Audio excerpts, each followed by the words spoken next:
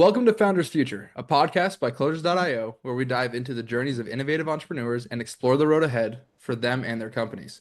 I'm your host, Jeb Boardman, and in each episode, we'll uncover the stories behind successful startups, the challenges faced along the way, and the strategies driving their future expansion. Today, we're excited to have Aviva Leebow, the founder of Empower Leadership, joining us. Aviva will be sharing more about her founding story and giving us a glimpse into her future plans for growth. So let's jump right in. Aviva, welcome to Founders Future. Well, thank you for having me. I appreciate it. Yeah, we're excited to have you on. So we're just going to go straight to the beginning and take us back. What specific problem inspired you to start Empower Leadership? So it's interesting. It's not necessarily a problem. It's a someone or someone's. Every stage of my career has come about because someone else has inspired me and believed in me in something that I wouldn't have thought to yet do. Um, so I was a Vistage member when I was CEO of our family business. And I was actually starting another company. COVID hit, and the company required me to acquire the assets of a company in Canada. So you can imagine how that changed my plans overnight. And I was talking about what was next. I was looking at buying businesses in metals and manufacturing because that's my background. I was CEO of a steel service center. And I was a part of a peer group while I was CEO. When I became CEO, I knew I didn't know what I didn't know, so I better surround myself with people who might, and joined a peer group. And the leader facilitator, called a chair of my peer group, is the one who said, "Why are you looking at buying businesses or starting another company when you should do what I do? You have led this company through coaching, developing leaders, bringing them up. Why don't you create a business doing that instead of something in metals? That's where your Mm, real skill and talent lies." And if it weren't for him saying that, I would be running a manufacturing facility today, be having a very different conversation. yeah, Um, so he inspired me to look into this path, and I did. And honestly, I found my calling here. I decided to start building some peer groups for a company called Vistage. And that's what started me down the path of coaching and facilitating and working with leadership teams and everything else that I do today. that's incredible. Well, can you walk us through kind of how your business has changed and evolved? I mean, what did you start with doing and how did we get to where we're at today? Yeah, so I literally started with building a Vistage group, which is a peer group for CEOs. Get 12 to 16 CEOs in a local area together and have them share experiences, problems, challenges. They're non-competing, so they can be completely open. It's a safe and trusting space about their biggest fears, the biggest challenges they're facing, Mhm. and dive in to help one another so they're not reinventing the wheel. So I started just by forming one of those groups, and actually then forming another one of those groups. And with that, I also do one-on-one coaching with the CEOs I work with. And I realized I love the coaching piece. So I started taking on coaching clients outside of the peer groups and those CEOs that I um, was developing. And then I, had opportunities to do some development with some leadership teams and facilitate some workshops, and realized I absolutely love that. So it's expanded my business in the past probably year or two to doing more work with leadership teams themselves and helping them get past their comfort zone. So I really defined my niche over the past few years, from just Mhm. building a group and working with the CEO group structure to um, really working with driven leaders who want to take their businesses to the next level. That's their goal. They have big vision. They don't necessarily know how to get there, and they want to go after it. And the get there might be business issues. It might be mindset. It might be limiting beliefs that are holding them back. Maybe Mm. not knowing how to fully clarify or put together that vision or that piece, but they know they want to do something big, or something stuck within their leadership teams. And those are the people I love to work with. Got it. Okay. So you talk about like the evolution, right? I mean, you mentioned yourself, your background before going into this was in metals, right? Manufacturing and things like that. So how did that experience influence your approach to empower leadership? So what's interesting is I led a metals service center, right, through coaching and development. That's just what I knew. I was a people Yeah. person. And so to me, companies are about people and process, frankly, at the end of the day. Hmm. When you have an issue, it's either has something to do with a person or it has to do with the process in the company. And I really focused on developing leaders, coaching them up, helping them find their own strengths, where they really wanted to be, make sure they were in the right seats, that they were happy, fulfilled. And I think that makes a great company if you have a lot of people who are really engaged, happy, and really aligned with their talents. And so that coaching and just naturally the way I led is really what's inspired me to do what I do today, which is the same type of coaching, but it's with business leaders across lots of different industries and lots of different businesses Right, instead. So I get to make much more of an impact at scale than I got to right, do as a CEO. right. Well, obviously, you're someone who believes in investing in themselves, right? As you've kind of grown in your role now, do you find that you oftentimes go get like you go acquire more skill sets that you think you might need, or do you have a problem exposed by someone you're working with and go get a skill set to help them with it later? How do you decide what you work on next for yourself? So for me, I have a coach. I truly believe that anybody who is a coach needs a coach themselves, Mm, because we all have our own blind spots, and I do as well. And so that helps me uncover the things that I should be working on, right? hmm As well as just areas where I see gaps. So if I'm working with a group and I realize there's an opportunity here for me to do more of something or different, then, I will go gain skills. Being a Vistage chair, there's a lot of opportunities to learn and grow. Vistage is a great hmm community, so I'm constantly sharing best practices with other chairs. Vistage is in 40 countries worldwide, and there's chairs. That's So we have a huge. conference every year, where chairs from all over the world come together. So in January, there were 1,000 of us together, from across the globe.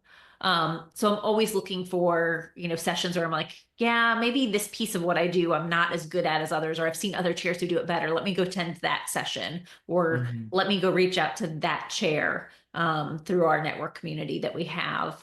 I also find opportunities to dive in through the speakers that we have access to for our members, and the ones where I'm like, that's something I really could improve on. And so I reach out and connect with them, maybe take their courses and learnings. I also look for opportunities. So AI is huge. Mm, And I see it as an area I need to constantly be growing, figuring out how to use in my own practice and how to challenge all my clients to be using. So that's an area that I don't know that I would say gap. Everybody's gotten a gap in it. And so I've been spending a lot of time diving in there, right, as well. right.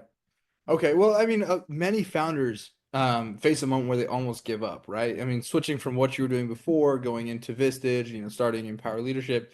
Did you have a moment where you felt like you were going to give up, and how did you push through So it's not a moment, it's lots of them. it? Okay. Starting something from scratch is hard. And it's a roller coaster. Building a Vistage group is a roller coaster.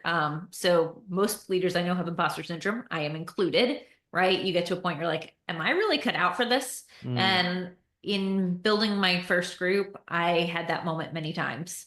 Thankfully, there were people in the Vistage community who inspired me, who, reminded me the why. What was my purpose? Why was I doing this? hmm And that was the thing that gets you through, right? You have grit because of passion and perseverance, but there's that underlying purpose that pulls you through, and that's what it was for me. Right, right. Okay, so really focusing on the why you're doing. Yeah. That's great. Well, what's one misconception people often have about your industry, right? Coaching, consulting, if you will, that you'd like to address? That's an interesting question. I think a lot of leaders don't understand how valuable it would be for them. Um, they think that how can they have people from different industries actually understand their businesses and give them feedback and advice, the cross-functional nature Hmm of these groups or cross-industry nature. They're like, I need to be with people who are only tech companies or in this vertical. Right. And I think that's far from the truth. And I have so many people after their first meeting, the comment I get is, I didn't realize I wasn't alone, that so many people had the same problems as me. And it's so amazing because none of these people have similar businesses to me at all. And we're all dealing with similar challenges and similar experiences. And I got so much out of hearing other people's stories. Mm. And I think that's the misperception is you can't gain knowledge from someone who isn't exactly in your world. So, so talking about the cross-industry relevance, is that it is something Mhm. that's there? I love that. I love that. Well, let's switch, kind of switch gears a little bit here and kind of talk about where you're at now with your business and how you're growing. Can you walk us through like really how your business operates? Does someone just find you and reach out and ask you to to be a part of your group? How does that model kind of work?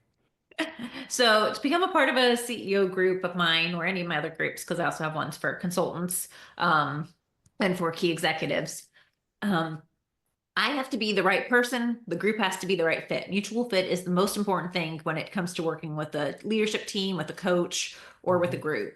So I find people on LinkedIn that I network with and connect with, and sometimes we hit it off and it sounds like, hey, this could be a good fit.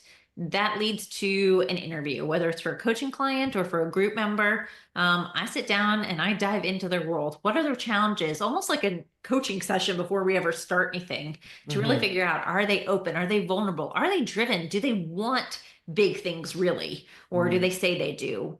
Um, are they the right fit for me? If I feel like they're a good fit, then the questions for them is, does this feel like a good fit? And if it's for a group, I have them meet with a couple members because, again, I want to make sure that fits there. So it's an intensive interview process, frankly, to work with me or work with one of our groups. Um, I don't just work with anybody because I can't just help anybody and I want to Right. make an impact. My time is too valuable to do something that's, halfway. Right. Right. So I mean, talking about that, right? Working with the right types of people. You mentioned you go through LinkedIn, you connect them, but how do you know if someone's the right fit for you? It's through conversation. Like I said, I almost get into a mini coaching session with them when I'm diving in Hmm. because I have to know, like if they're not sharing with me big goals, they're talking about kind of status quo things in their business. They're just open-minded and they want to grow and learn, but they're not really trying to do something. They're not a good fit. So I can quickly Mm. tell by talking to them about their goals.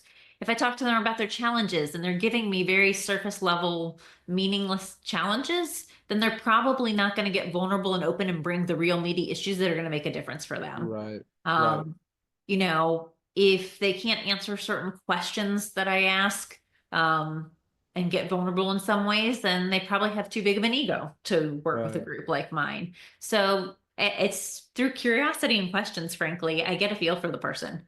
And I'm I not love always right. Just like yeah. companies hire the wrong employees, I bring on some of the wrong clients sometimes. Right. You think you can work with someone and you get to know them and you're just not the right fit. And that's okay too. We all make mistakes. Right. Well, I love that term curiosity, right? Because you're mentioning, you already talked about it. It's not an industry specific you're looking for, it's an avatar you're looking for. Regardless of the industry, if they fit the avatar of what you're looking for, you can work with them. So I love that answer. So with that, I mean, talking about finding the right people, connecting, what would you say is your biggest bottleneck currently into growing your business? Um, Time. Okay. You gotta think Frankly. it's a little bit more than that on the time. So for me, it's, I want to get out there and do even more networking. I'm meeting with people constantly that I meet through LinkedIn or referrals. I get a ton of referrals. I would say my groups mostly grow because of referrals at this Mm. point.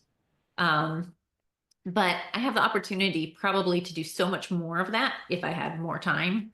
Um, I'm actually addressing probably my biggest bottleneck right now because you only have so many times for so many coaching sessions, which Hmm. is what I mean, like time, frankly, to scale and impact people. So I'm starting to co-chair with another chair named Renee Klein, and build more groups together with her. Okay. That way, one, we can take things deeper. We have different skill sets. So it's great because we're adding more value to individual members. And because of that, now we can work with more members together and have more members in our network. And so that's a way to scale my impact, and help with the time issue. Got it. Got it. Okay. So I mean, obviously, time is a huge thing. You mentioned that. If you had unlimited resources, excluding time, right? Not saying time's unlimited, but if you had excluded or unlimited resources right now, what would you implement today to make the biggest difference in your business? Mm, it's interesting. I'd probably do a lot more with marketing. Um, Finding more ways to get out there, probably even do more speaking events, things like that. Mm. I mean, that is kind of a time resource, but it really is a money resource because it's not me who necessarily has to do a lot of that groundwork. So if I could hire Right. more people to help me with those things so that my time was really being spent on the places I've add value, I think that would make a difference. Right. Right. So it's almost removing yourself from the acquisition side and just putting yourself on the fulfillment and really delivering value side. Yeah, I would love to do much more of that. And again, I have to interview people for who I'm going to work with and things like that. But I would do a lot more speaking. I would do a lot more work with leadership teams. I think I would have a lot more. I have an incredible EA. She's amazing. So don't get me wrong. I already have an EA. I have a VA, but I Hmm. think I would have them do that much more for me so that I could really be focusing my energy. Right, right. Okay. Now, kind of coming back to what you're talking about with this, I mean, you said one of the biggest things that you do right now is using LinkedIn, your connections, things like that. Are you just filtering, I mean, the classic LinkedIn type of filter to find business owners, or how do you decide who you're gonna even reach out to in the first place? I look for certain people with different types of profiles that sound like they could be a good connection for me. At the end of the day, my conversations are more about what synergies exist between us. How can I Hmm. connect you to someone? It's not about, hey, are you a good fit? Check no, right. Check the box or not. My goal is to make an impact. So if I can talk to someone and 2 weeks later make an introduction to them because someone else I just talked to should be a great connection for them, whether or not they're ever a fit for a group or could be a group or any of that, it doesn't really matter. My real purpose is about making an impact and connecting people and helping them. And so Right, honestly, through the nature of doing that, I end up finding the right people along the way. But right. that's what I focus on. It's not about, are you a fit for my group? It's really about, are you somebody I can help? Right. It's interesting. You're not the only person, the only founder I've had on that has said similar thing, right? Putting your energy where like your mission lies and the people kind of filter themselves into what you're doing anyway. So Mhm. focusing on what you put out is huge. So kind of taking a step forward with the business, right? How do you see your industry evolving in the coming years? I know you mentioned AI is a big thing. You're pushing things like that, but how do you see your industry evolving and how are you positioning yourself for that future? So I think AI actually is going to be really impactful in our Mm. industry.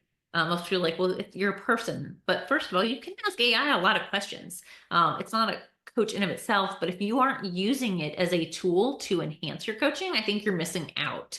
I'm able to do a lot more for my members because I'm actually grading my own coaching using it. So I'll do a session. I'll say, what questions didn't I ask that I should have? Where could I have dove deeper? Right? You asked about learning before and Hmm. improving. I'm using AI to evaluate how I'm doing as a coach to become a better coach on a regular basis because I don't know my own blind spots. So I think it's evolving because people are going to step up their game in the industry who are using it, Hmm. both in how they're servicing clients and their own capabilities and skill sets. Um, so I think it will shift what we look like as coaches and where our work lies. Right, right. Okay. Okay. Well, that's a great answer. I mean, as you're looking ahead, right, talking about implementing things like AI and using it to review yourself, what is your top priority for empower leadership over the next like 6 to 12 months?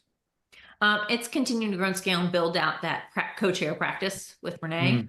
Hmm. Hmm. Um, we are launching another CEO group coming up. We just launched a trusted advisor group for consultants that we're working on growing and expanding.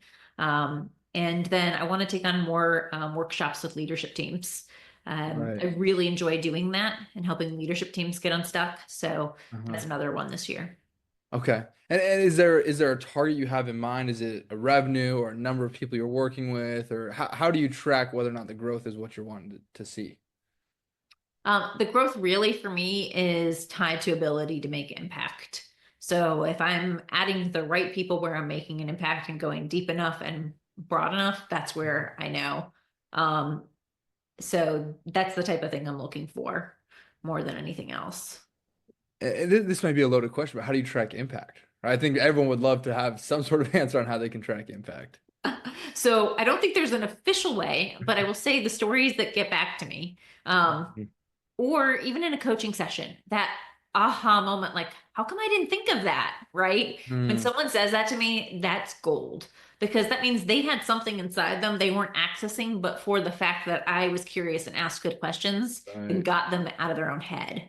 And I see the decisions people make differently as a result of sitting in a room and getting feedback from the group or from a coaching session with me and the Right. decisions they make. And so I have a sense of impact because I watch those decisions, or just because I followed up and held somebody accountable for something they said they wanted to do yet didn't. An example, we do goals boards in my groups with my members, Uh-huh. where they set goals, personal, professional, otherwise, throughout the year.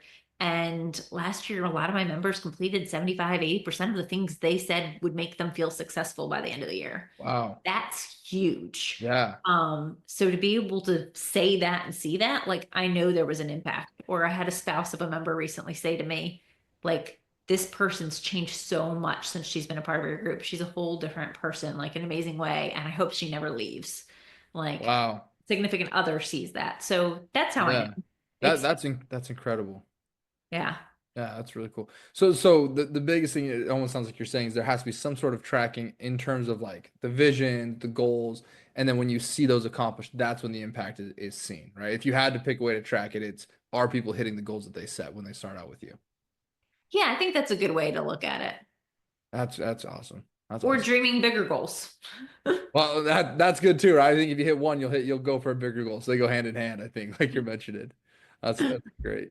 Okay, cool. Well, I want to move over into kind of like the lightning round to make sure we have a chance for you to really kind of, drop, we call them like the truth bombs on some people, right? So first one that we want to kind of go through here is what's one tool or resource that's been a game changer for your business? I know you said AI, so you could go back to that if you want to, but is there anything else that you feel like has been a game changer for the business? Um, Honestly, I probably would say AI. Yeah. Being able to use it to record sessions, ask questions about myself afterwards, make sure that I'm providing really good feedback, role plays, answers to the Hmm. things, summarizing. Because again, when you're in coaching, you are in the moment and you don't necessarily take in all the aha moments you're having. Right. So those records really help people capture and probably do more with coaching session they would have otherwise. Well, I love that you're also mentioning that it's not a passive thing, right? In order to use AI effectively for what you're saying, it's got to be an active. You're asking questions, you're making things happen, you're setting up to record the sessions, right? It's not just, hey, run my business for me. Oh, no, no, no. AI is a tool for me. It is not doing my business. Right, When I'm using it with clients, I'm recording, then I am literally taking time after each session to put together notes. I'm not just handing them a transcript. I'm asking questions to summarize, get key takeaways, action items, right, reflection questions for them. Um, you know, really capture those aha moments. right. That's awesome. I love that. All right, so second kind of rapid fire question here for you. What's the best piece of advice you've received about scaling a business? To believe in yourself and don't give up. Frankly, it's very easy. Probably the other big one is start with the end in mind. What is it you're trying to accomplish and build towards it? Mm, okay. Give us a little bit more on the start with the end in mind. So if you don't have a vision, and of course, this is what I say to my clients too, it's very hard to build towards something. So think about what it is and then start working backwards. That way you're making sure you're staying focused on your priorities. Right, Because it's really easy to get lost in day-to-day minutia. The things that are easy to do versus the things that are truly important to do. So if you can define what success looks like, set vision and goals, then you can start to build towards that and make sure you're focused on the right things. You have filters. got it. Very much so. Going back to like the goal boards you talked about with your clients, right? You have to have your own start with the end in mind of what are we trying to accomplish with hmm this. I do my own board every year. What does success look for me at the end of the year? I And love I it. pay attention and track how am I doing towards it. I love it. I love it. Okay. Last one here, and this is again your chance to kind of leave your mark on the listeners. What advice would you give to a founder, CEO, business, or owner who is just starting their journey? That would be back to the don't give up. If you really have a vision, it's going to be hard. It will not be easy, Hmm. but stick with it because if you really have something great where you see you're going to make an impact and do something meaningful in the world, um, you know, go after it. Find people to encourage you, remind you of your why, keep that in front of you. And how do you feel like with all the founders and CEOs you've worked with, what's been the easiest way to make sure you don't give up? You're talking about like having people in your corner, having things like this, but what would you say is like the key to making sure you've got those safeguards in place? So I think honestly, it's making sure people around you, be it a peer group or be it some close friends or colleagues, know what it is you're wanting to accomplish. Mm, Checking in with them regularly, having a place to go to talk about the times it's tough, um, and making sure you're getting feedback and advice along the way that you're not doing it alone. right, right. I love that. I think that's a perfect place for us to kind of wrap this session. Aviva, it's been great having you on. So thank you for jumping on, sharing your insights and your thoughts with us. It's been great having you. Absolutely. Thank you so much for having me. Absolutely. And to our listeners, if you enjoyed this episode, don't forget to subscribe to Founders Future via wherever you listen to your favorite podcast. You can also find more resources and insights at closers.io, where we're dedicated to business, helping businesses accelerate their sales and marketing efforts through world-class systems and playbooks. Until then, keep climbing, and we'll see you on the next one.